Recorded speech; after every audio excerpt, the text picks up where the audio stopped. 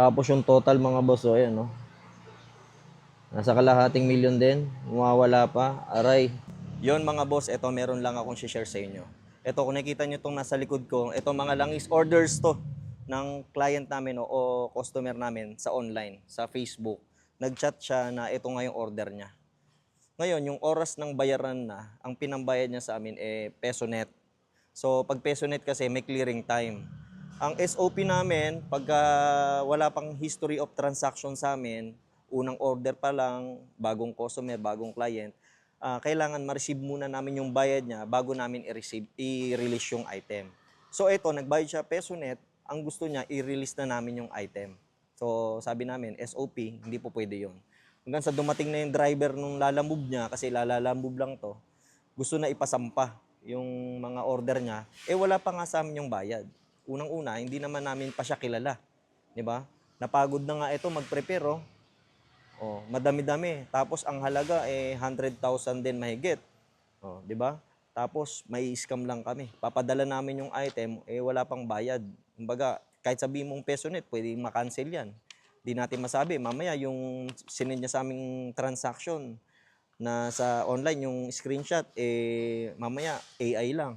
'Di ba? Kaya kailangan talaga mag-reflect na na-receive namin yung bayad bago namin padala to. Buti na lang talaga meron kaming SOP. Actually, 2 times na meron kaming na-encounter na ganito.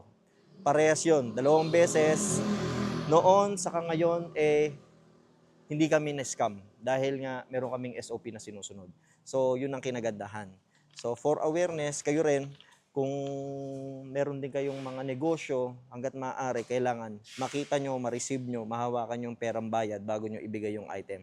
Dahil lalo na pag online, may AI na ngayon mga boss. So, ang daming, kayang-kayang PKN lahat, kahit yung screenshot.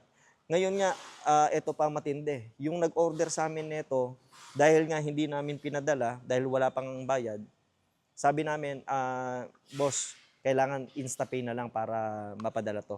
Ngayon, binlock na kami. So, yung unang nangi-scam sa amin, ganun din ginawa. Binlock din kami. Pangalawa, eto ngayon, binlock din kami. Yung driver kanina ng Lalamove, hindi ko alam kung kasabwat yon o ano. Pero, basta yon. Gusto na nilang kunin to at hintayin na lang namin yung bayad nila. Hindi naman pwede yon. Kita nyo, sayang kung mawawala lang. So, yun nga mga boss, actually, yung nag-chat tong customer na to, napaghahalataan na namin na parang scammer nga to. Pero, syempre, parang bilang customer pa rin, inasikaso pa rin namin. Actually, itong mga langis, hindi ko na sana to pinalalabas kanina. Sabi ko kasi baka mapagod lang. Totoo nga, napagod lang.